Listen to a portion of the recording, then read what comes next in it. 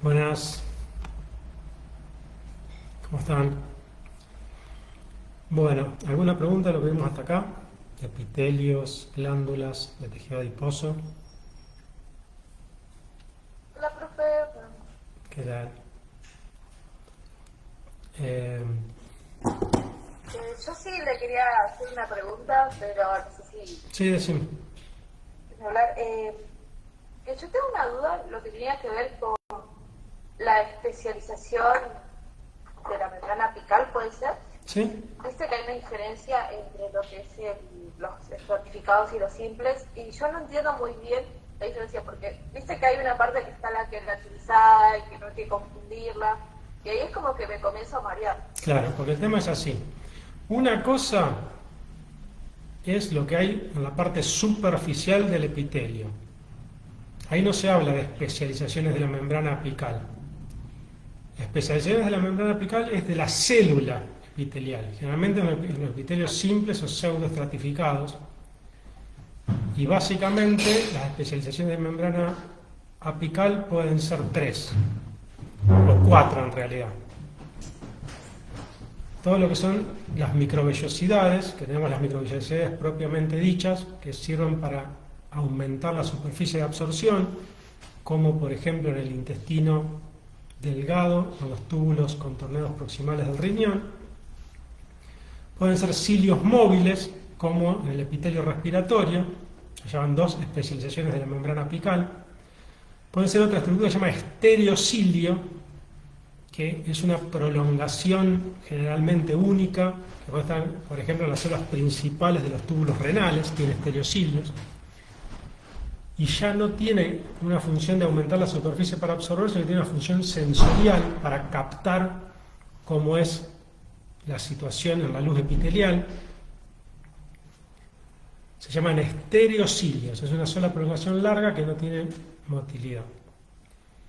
Y después tenemos la especialización del epitelio de transición, donde la membrana apical, entre las capas de aminoácidos, incorpora una proteína hidrofóbica, se llama uroplaquina, y eso sirve para aumentar la impermeabilidad del epitelio.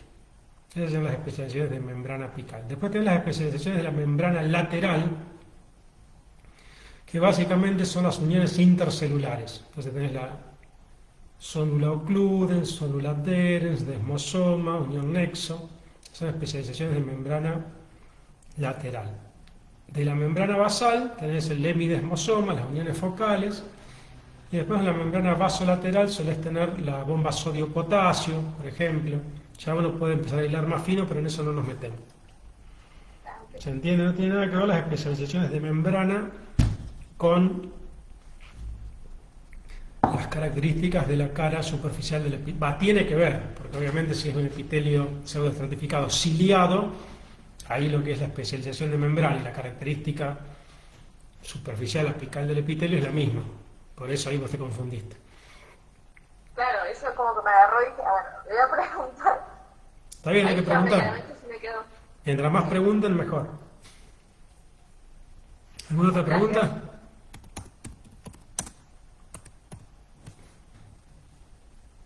¿No hay más preguntas?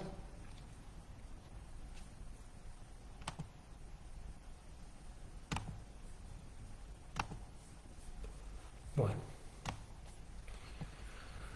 vamos con tejido adiposo entonces.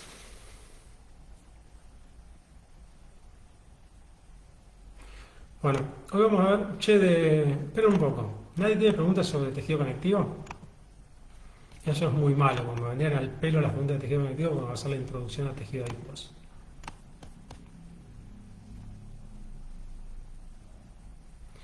Bueno, presten atención, mucha atención. Tradicionalmente, a los tejidos histológicos se los divide en cuatro grupos. Epitelios, que son muchas células unidas entre sí, apoyadas en una membrana basal, avasculares,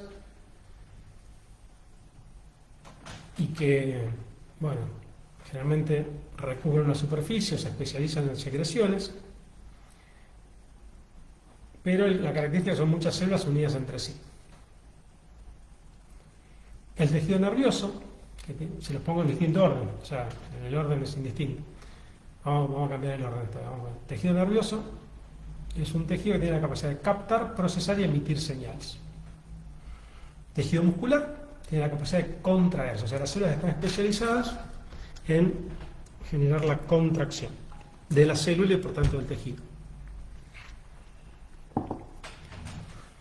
Y todo lo que no es ni epitelio,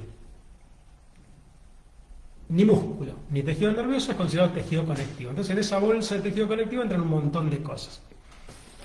Tradicionalmente, si uno da definiciones de tejido conectivo, están más apuntadas al tejido conectivo propiamente dicho, que son células que desarrollan una matriz extracelular que le da su característica y función, que funcionan como sostén, como conexión, como reservorio de agua, como reservorio de minerales, que ahí se produce la respuesta inmunológica, bla, bla, bla, bla, bla, bla. Todo eso aplica perfectamente al tejido conectivo propiamente dicho. Pero, he aquí que hay otros tejidos que son considerados tejidos conectivos y tienen sus propias características. De hecho, ya no debieran ser considerados tejidos conectivos. Lo que pasa es que por una cuestión tradicional se los mete en la bolsa de tejidos conectivos especializados. Dentro de ellos está el tejido adiposo. Y acá hay un tema. ¿Cuál es el tema? El tema es que en el tejido conectivo propiamente dicho está la célula mesenquimática que le da origen al resto de las células. Entre ellas le da origen al fibroblasto, que es la célula que va a formar la matriz extracelular del tejido conectivo propiamente dicho, que pueden ser fibras o sustancia amorfa. Las fibras son hidrofóbicas, la sustancia amorfa tiene muchas cadenas de disacáridos que absorben agua. Muchas cadenas de disacáridos unidas a proteínas. Bueno, muy bien. ¿Qué es lo que ocurre? Ocurre que esa misma célula mesenquimática que le da origen al fibroblasto también le puede dar origen a adipocitos, que es la célula que guarda grasa. Y esas células adiposas pueden andar sueltas ahí formando parte de lo que es el tejido conectivo laxo propiamente dicho. Generalmente, mientras más lípido acumula una persona, más celulitas adiposas vamos a encontrar. Y hay lugares donde se acumulan celulitas adiposas, por ejemplo en el tejido conectivo que está alrededor de los adenómeros de las glándulas parótidas. Los adenómeros son la parte secretora, ya lo vamos a ver. Bueno, pero hay aquí que hay zonas del cuerpo donde ya no es alguna celulita de tejido adiposo formando parte de un tejido conectivo laxo propiamente dicho, sino que son muchísimas células de tejido adiposo, todas unidas entre sí, generalmente rodeadas, empaquetadas por fibras colágenas y elásticas. Y cuando esto ocurre se llama directamente tejido adiposo. Entonces, por su origen, está bien catalogado como tejido conectivo. Pero ¿cuál es la gran diferencia? Que justamente para que se constituya el tejido adiposo, tiene que haber muchas células unidas entre sí, con relativamente escasa sustancia intracelular, que es básicamente la definición de epitelios. Es decir, cuando muchas células adiposas están juntas, empaquetadas, ahí es donde estamos hablando de tejido adiposo. Y este tejido adiposo ya vamos a ver que tiene una distribución específica en el cuerpo y por supuesto puede crecer a medida que va creciendo el sobrepeso y la obesidad. Cuando crece el tejido adiposo también crecen los adipocitos sueltos en distintas zonas del tejido conectivo. Bien. Espero que se haya entendido porque eso es muy, muy importante. Bueno, ¿de qué hablamos cuando hablamos de tejido adiposo? El tejido adiposo está compuesto en su mayoría por células especializadas en la acumulación de grasas, básicamente, especialmente de triacilgliceroles, que forman, bueno, dependiendo, el tejido adiposo más abundante en el adulto es el tejido adiposo blanco, donde se forma una sola vacuola grande de triacilgliceroles. Bien, esta está un poquito mal dibujada, vamos a dibujarla un poco mejor. Esta sería así, toda la vacuola. El núcleo generalmente lo van a ver desplazado hacia la periferia, sí. Ese es el típico tejido, ya vamos a ver imágenes, así no se preocupen, el típico tejido adiposo blanco o los adipocitos blancos. Es decir, si las células que forman el tejido son adipocitos blancos, se llama tejido adiposo blanco. Si las células que forman el tejido son células de tejido adiposo pardo o marrón, el tejido adiposo es pardo marrón. ¿Cuál es la diferencia? Que el tejido adiposo pardo forma múltiples pequeñas vacuolas o inclusiones citoplasmáticas de lípidos y, sobre todo, tiene muchísimas más mitocondrias. ¿Por qué es importante que tenga muchísimas más mitocondrias? Porque las mitocondrias tienen unas proteínas, unas cadenas de proteínas que se llaman citocromos, y esos citocromos tienen hierro y eso le da el color marrón rojizo y por eso se llama tejido adiposo marrón o pardo, que esto es como se ve en fresco, es decir, ustedes están haciendo una autopsia, por ejemplo, y se encuentran con el tejido adiposo, que en vez de ser blanco amarillento es marrón. Bueno, es por eso. ¿Cuál es la cuestión? Que este tejido adiposo marrón funcionalmente sirve para fabricar calor, para producir calor. Es termogénico, es la palabra. Mientras que todo el resto de las funciones que vamos a ver del tejido adiposo son típicas del tejido adiposo blanco, que es proteger la pérdida, el cuerpo de la pérdida de calor, o sea, aislante térmico. O sea, este produce temperatura y este protege la temperatura. Bien, así que la temperatura se mantenga estable. Bien, ya vamos a ver cómo. Y este tejido, el blanco, además tiene una función que se conoce tradicionalmente, que ¿cuál es? Que hace ya, no sé, añares, 100 años que se sabe que sirve para eso. ¿Cuál es la principal función que todo el mundo conoce? ¿El almacenamiento? La de reserva energética. ¿Sí? El almacenamiento está muy bien, pero el término técnico es reserva energética. ¿Por qué? Porque este tejido es hidrofóbico, o sea, acá hay pura grasa. ¿Sí? Es como una botella de aceite comprada en el supermercado. Esto tiene más grasa que un pan de manteca. Es como una cosa, ¿vieron cuando compran la grasa refinada? Bueno, exactamente eso. Es puro triacilglicerol y un poco de colesterol. ¿Cuál es la cuestión? La cuestión es que cada ácido graso tiene un carbono unido a 2 oxígenos y después tiene una cadena infinita de carbono, hidrógeno, hidrógeno, carbono, hidrógeno, hidrógeno, carbono, hidrógeno, hidrógeno, carbono, hidrógeno, hidrógeno, carbono, hidrógeno, hidrógeno, y así sucesivamente según... Esto es un ácido graso, ¿no? Se dibujan así. Acá en cada una de estas esquinas tiene un carbono unido a 2 hidrógenos. Bien. Entonces, todo este volumen que está acá tiene 0 agua. Es hidrofóbico, 0 agua. Y además, ustedes saben que lo que entra al ciclo de Krebs se llama acetil-CoA y es justamente acetil porque tiene carbono hidrógeno 2, carbono hidrógeno 2 unido a la enzima CoA. O sea, sería este pedacito de acá. De acá hasta acá.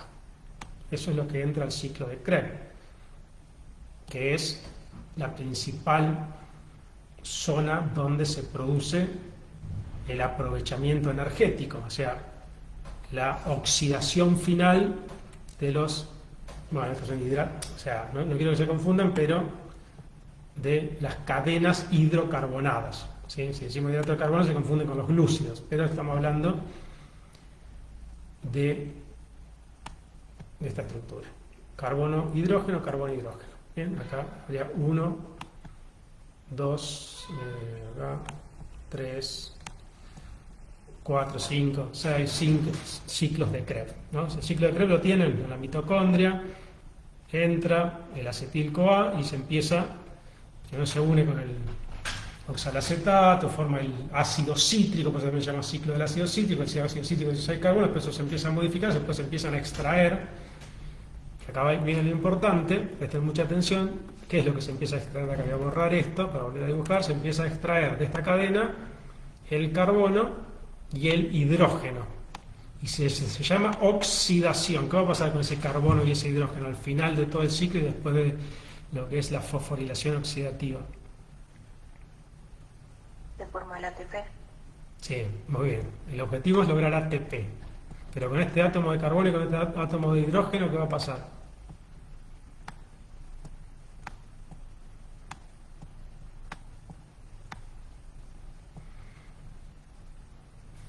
¿Para qué respiran ustedes? ¿Qué meten en su sistema cuando respiran? Oxígeno. Oxígeno, muy bien. Y esto, o sea, ustedes respiran para proveerle oxígeno a la respiración celular.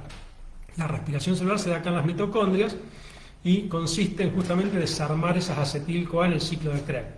Esa es la glucólisis aerobia. Porque generalmente ese acetil-CoA viene de la glucosa, pero también puede venir de los ácidos grasos. Eso después lo van a ver bien en bioquímica, no se preocupen. Acá yo veo un concepto más básico. El tema es que ustedes van a obtener dióxido de carbono y agua. ¿Bien? Van a obtener dióxido de carbono y agua. ¿Y qué pasa? Si yo tengo que comparar esto con la glucosa, con el glucógeno va a tener la glucosa, que es una hexosa, así, 6 carbonos, que tiene un grupo oxidrilo por acá. Después, bueno, ¿cuál es la cuestión? Que si yo tengo que guardar todos los acetil... A ver, ¿cuántos acetil-CoA tiene una glucosa? Tiene 3, ¿se dan cuenta? Tiene 6 carbones, cada acetil-CoA son 2 carbonos, cada glucosa tiene 3. Pero ¿cuál es el asunto? Que ¿cómo guardo la glucosa? En glucógeno, ¿no? Que son cadenas de glucosa. Y esa glucosa ¿es hidrofóbica o es hidrofílica? Es hidrofílica. Es hidrofílica y además tiene mucho más oxígeno que la grasa. Entonces, yo para guardar glucógeno no lo podría guardar si no está rodeado de agua. Eso se llama capa de solvatación. Ya sea para guardar glucógeno, para guardar glucosa, mucho peor glucosa, o sea, más agua todavía, yo necesitaría muchísimo más volumen, ¿no? Sería una célula muchísimo más grande, no lo dejaba en celeste para que sea aguachento. Si yo tuviese que guardar glucosa, en vez de guardar triacilgliceroles, o glucógeno, la célula tiene que ser mucho más grande porque todo eso va a estar lleno de agua. Y además, como ya está oxigenada, va a ser menos eficiente energéticamente, porque hay parte que ya está oxidada, ya hay oxígeno en esa molécula. Con lo cual, obtengo menos energía de la glucosa que del acetil-CoA derivado de los triacilgliceroles. Entonces, si una persona promedio, que es la que se usa para estudiar en la carrera de nutrición, un adulto varón de 70 kilos, y creo que 1,70 m de altura, si no me equivoco, Oriana sabe bien eso, después le pueden preguntar.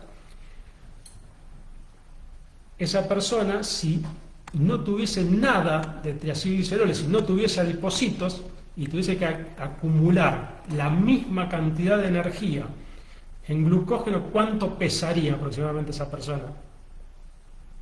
¿No pesaría mucho más? Sí, muchísimo estaría más. como acumulando. Como que está 5 acumulando veces mucha más. agua. Sí, unos 350 kilos. ¿Se entiende? Bueno, esa es la eficiencia energética, por eso es reservorio de energía y es muy importante como reservorio de energía los triacilgliceroles. Además, habrán observado en un momento de mi explicación, que creo que ya se los dije, que uno de los productos de la oxidación final de los triacilgliceroles es justamente el agua. Por eso, los camellos y todos esos bichos que son muy eficientes en la conservación del agua corporal, no tienen glándulas sudoríparas, no pierden agua por el sistema respiratorio como nos pasa a nosotros, pueden vivir mucho tiempo sin tomar agua y tienen jorobas llenas de triacilgliceroles, porque obtienen el agua del proceso metabólico de oxidación. O sea, solo respirando fabrican su propia agua. Esto no les sirve para no tomar agua nunca más, pero son muy ahorrativos. Bien, bueno, este es un concepto importante de por qué el adipocito es una célula de reserva energética. Ese mismo fenómeno de hidrofobia, es decir, de que no pase el agua, que no pasen cargas eléctricas, también lo hace un excelente aislante térmico, y bueno, muchas otras cosas que ya vamos a ver en el transcurso del PowerPoint. Entonces, a priori, hay dos tipos de células adiposas, las células blancas y las células pardas. Hay un fenómeno de interconversión entre ellas, lo que le da el nombre de tejido adiposo beige, que sería una célula intermedia que puede, según las condiciones, si hace calor y vos estás todo el día sin hacer ejercicio, se te hace tejido adiposo blanco, y si hace frío y sos deportista, se hace tejido adiposo marrón, por eso se llama beige, está ahí en el medio, comparte características de ambos, ya lo vamos a ver. Bueno, pero básicamente el concepto más importante, central, que tienen que tener en la cabezota es que hay dos tipos de células adiposas: las blancas, que son reserva energética, que son aislante térmico y tienen además función endocrina, y las marrones, que tienen función termogénica. Bien, bueno, acá tiene esta, ya medio me fui por las ramas, pero le doy una explicación rápida para que tengan concepto.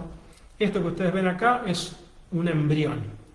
Es un embrión bastante primitivo, que tiene básicamente tres capas. Acá, como dice, el endodermo, de acá se van a formar todos los intestinos, por ejemplo. El ectodermo, del cual se va a formar, por ejemplo, todo el sistema nervioso y toda la piel, o la epidermis específicamente, y el mesodermo, esto que está acá en el medio. Bueno, ese mesodermo va a formar los huesos, el músculo, todo el tejido conectivo. Y si forma todo el tejido conectivo, obviamente va a formar el tejido adiposo, que es esto que están queriendo dibujar acá con estas pelotas amarillas. Bueno, después tenemos distintos mecanismos.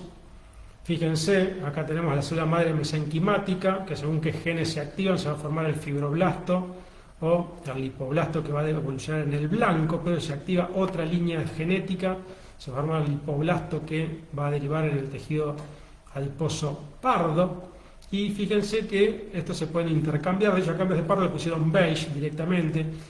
Eso no es del todo correcto, porque no todo tejido adiposo puede, aparentemente no todo, tendría la capacidad ya de cambiar, aparentemente hay un nivel de maduración donde ya no involuciona.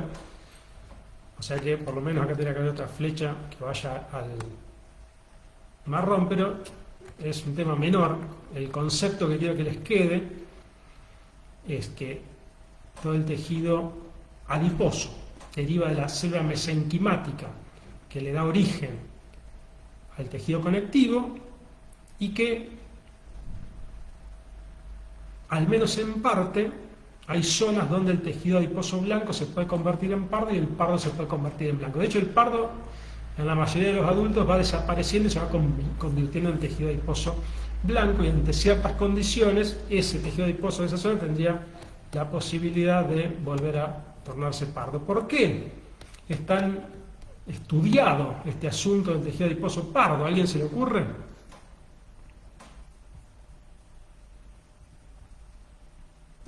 Más que nada por los animales que viven en los polos por ahí. No. Es por los animales que vivimos en todo el mundo. ¿Qué le pasa al animal más abundante en el planeta Tierra, que van a ser somos los más abundantes, pero al ser humano? ¿Cuál es uno de los grandes problemas del ser humano en la actualidad?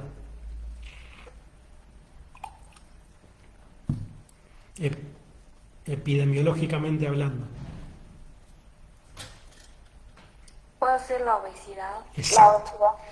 El sobrepeso y la obesidad. Entonces, ¿cuál es la cosa? La cosa es que si vos tenés tejido, esperen que tengo correcto de acá, si vos tenés tejido adiposo blanco, Estás guardando energía y esta grasita solo la podés hacer desaparecer gastando energía y reponiendo menos energía de la que gastás. Con lo cual tenés que sufrir hambre, básicamente, porque el cuerpo está notando que estás gastando más energía de la que estás incorporando. Además de toda la oferta alimentaria, bla, bla, las costumbres, todo lo que ustedes quieran. Además, el tejido adiposo tiene memoria metabólica. O sea que por más que, ¿qué pasa? Si vos tenés este adiposito llenito de triacilgliceroles y empezás a hacer dieta y hacer ejercicio, entonces empezás a disminuir. Esta celulita se hace más flaquita, ponele, y había 20 celulitas de estas, un par mueren porque ya no tiene sentido que haya tantas. Bueno, si eso hay que mantenerlo, dicen, aproximadamente como mínimo un año. Tenés que estar como un año en escasez energética a los fines de que ese tejido adiposo no se regenere rápidamente ante la primera reposición energética. Es decir, vos te quedaste sin hacer dieta y sin hacer ejercicio un par de semanas y ya todo el tejido adiposo que tenías vuelve a constituirse, porque tiene memoria metabólica. Pero si yo en vez de tener el tejido adiposo que solo me sirve para producir ATP, la única forma de sacar de acá los triacilgliceroles es gastarlos en forma de ATP, es decir, que entren al ciclo de Krebs, bla, bla, bla, bla. Si yo tuviese yo con enfriar mi cuerpo podría hacer desaparecer esa grasa, porque este tejido lo que hace es producir calor cuando el cuerpo está frío. Es más, en los climas fríos aumenta la proporción de tejido adiposo pardo en el ser humano, o se conserva, porque al nacer hay mucho tejido adiposo pardo porque es lo que le da calor al bebé. Entonces, habrán escuchado la crioconversión, bla, bla, bla, bla. Bueno, lo que quieren lograr justamente es eso, que se formen la termogenina, que es la proteína que hace que la energía se gaste produciendo calor y no en forma de ATP que tenés que ejercitarte para gastarla, básicamente. Para colmo ahora se descubrió que esa termogenina, antes que se creía hasta hace muy poco, se creía que era exclusiva del tejido adiposo pardo, ahora se vio que no, que puede haber en el músculo. Eso es todo un temón, que si les interesa ese tema les sugiero que lo investiguen, porque ¿qué pasa? Vos decís, buenísimo, tengo una proteína en el músculo que me gasta la energía produciendo calor, con lo cual te va a hacer menos esfuerzo para perder grasa, bajar de peso. Parece genial hasta ahí, ¿no es cierto? O para gastar energía, porque no necesariamente es grasa, también pasa con la glucosa, sobre todo en el músculo. Ahora, si vos sos un deportista que querés tener una máxima eficiencia muscular, eso es un problema, que estés gastando energía en forma de calor, ¿se entiende? Con lo cual hay toda una serie de cosas hermosas para estudiar sobre ese tema. Bueno, me refiero por las ramas. Resumiendo, ¿cómo estamos de tiempo? Bien, faltan más de 10 minutos. El cuerpito de ustedes está formado por combinación de 4 tejidos básicos. Epitelios, que esto puede ser un epitelio, ¿ven? Muchas células unidas entre sí, con la membrana basal, bla, bla, bla, bla. Músculo, que son células que se contraen. Tejido nervioso, que son células que captan, procesan y emiten señales. Y el tejido conectivo. El tejido conectivo es una gran bolsa donde en la mayoría de los casos vamos a tener algunas células, principalmente fibroblastos, no, ese no era este es un fibroblasto, que va a generar matriz extracelular que le va a dar la característica del tejido. Eso pasa muy parecido con el cartílago y con el hueso. Ahora sí faltan 10 minutos.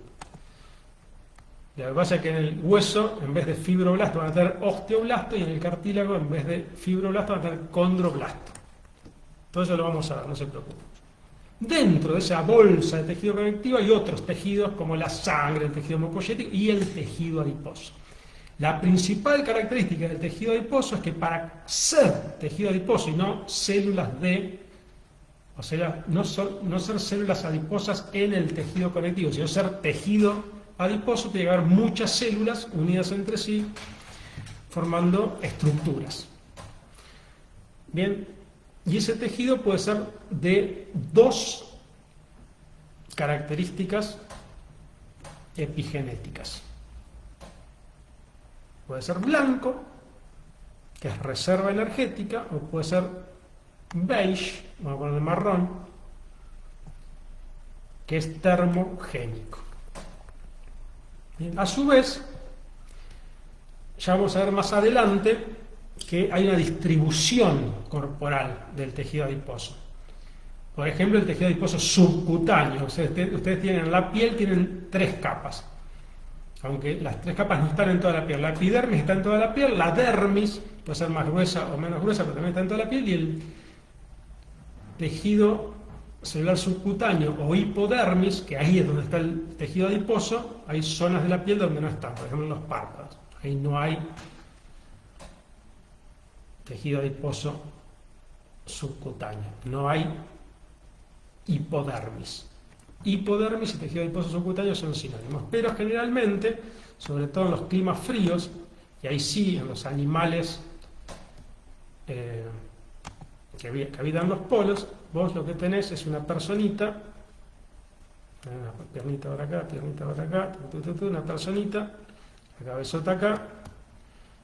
Mientras más al polo esté, mientras más gordito sea, todo abajo de la piel va a tener el tejido celular subcutáneo con acumulaciones en distintas zonas. Si es hombre, va a acumular más en el abdomen anterior; si es mujer, va a acumular en los glúteos y en las mamas, y en menor medida en el resto.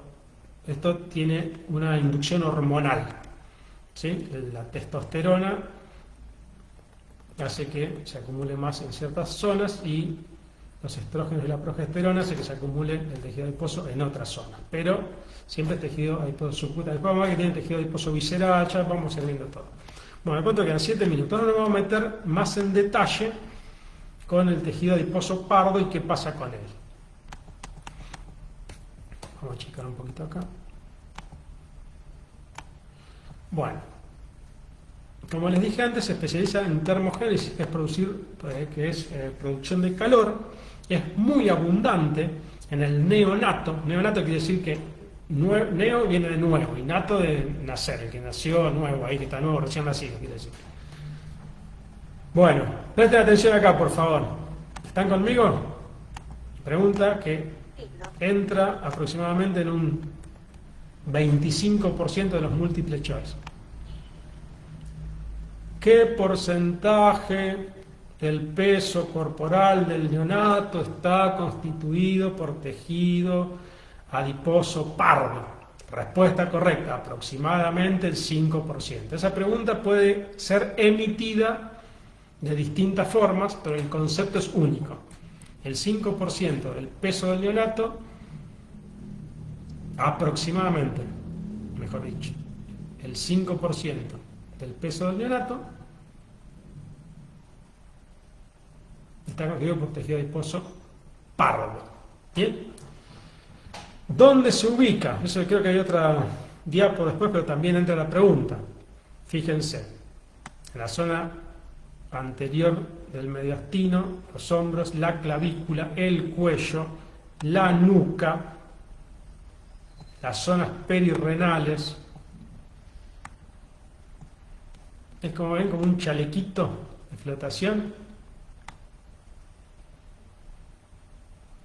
Es decir, yo tengo que mantener básicamente, fíjense que acá están las venas que suben a la cabezota, o sea, bueno, estos son adultos. Este es un adulto que vive en zona fría, y este es un adulto que vive en zona cálida. Lo que ven en negro es la grasa parda. Bien, vamos a algo que arriba, que es el marote, esto no importa, eso no le presten atención. La tiroides tampoco, presten atención, esperen, dibujemos. Bueno, presten atención a esto más o menos. La zona perirrenal, ven, casi no tiene. En climas cálidos casi se pierde completamente la grasa parda, que sirve para producir calor. ¿Para qué va a producir calor si la temperatura ambiente es cálida? Pero si vive en climas fríos, fíjense, la zona axilar, que no es lo más importante, pero sí la zona de las carótidas, todo el chalequito, todo el mediastino, la zona renal, pericardíaca, pericardio. Pero bueno, menos frecuentemente se le puede hacer esta pregunta de cuáles son las zonas donde se encuentra el tejido adiposo pardo. ¿Cuál es la característica me sale ultraestructural, pero quizás sería la palabra correcta, bioquímica del tejido adiposo pardo, que tiene una proteína llamada termogenina, o antes le decían termogenina, y ahora se llama proteína desacopladora de la cadena. Bueno, o proteína desacopladora directamente. ¿Qué es lo que desacopla? Desacopla la fosforilación oxidativa, ya lo vamos a ver cómo opera esto. Lo que pasa es que yo sé que esto es un tema que les va a demandar cierto esfuerzo intelectual porque ustedes recién están viendo que es una mitocondria y qué sé yo. Otra característica del tejido adiposo pardo es que está inervado por el sistema nervioso autónomo, es decir, la adrenalina hace que se active. Todo tejido que se activa es un tejido que se conserva. Entonces, el clima frío te hace secretar adrenalina, justamente para producir calor, y hacer ejercicio también te hace secretar adrenalina. Eso hace que se mantenga trófico. Fíjense cómo se ven las células así como apolilladas. Esto es de H&E, fíjense cómo están todas las celditas que es donde estaba el tejido adiposo. Y lo que ven acá son las terminaciones nerviosas del sistema simpático, que es el que me va a activar el tejido adiposo pardo para que produzca calor. Esto es un dibujo, esto es microscopía óptica con hematoxina vecina a gran aumento. Bueno, me quedan solo 2 minutos, pero esto que están viendo acá es la mitocondria. Fíjense, en el dibujo abajo, pero acá en el de arriba también. Esto es la membrana mitocondrial, lo que está así en amarillo clarito es la membrana mitocondrial, es la matriz mitocondrial interna, y lo que está en marrón más oscuro es la matriz mitocondrial externa. En el esquema, este sería el citoplasma celular, esta sería la membrana mitocondrial, ahí está completada la mitocondria, y esta sería la membrana interna. ¿Se acuerdan que las mitocondrias tienen 2 membranas? Bueno, esta es la membrana externa y esta es la membrana interna. En la membrana interna es donde se produce la cadena de transporte de electrones y la fosforilación oxidativa. Y en la matriz mitocondrial interna es donde se produce el ciclo de Krebs o ciclo del ácido cítrico. Todo eso lo voy a explicar ahora cuando volvamos en apenas 5 minutos, menos de 5 minutos, a las 15 en punto, vuelvo y vamos a ver cómo trabaja la mitocondria, muy resumidamente, esto lo van a ver mejor en bioquímica, pero vamos a ver cómo trabaja el tejido adiposo pardo para producir calor en vez de producir ATP. Un concepto que tienen que tener son las leyes de la termodinámica, donde uno de los principios es que toda transformación de energía libera una parte como calor. Si yo estoy transformando una energía en otra permanentemente, siempre se va a perder un poco como en forma de calor. ¿Bien? Bueno, pausa.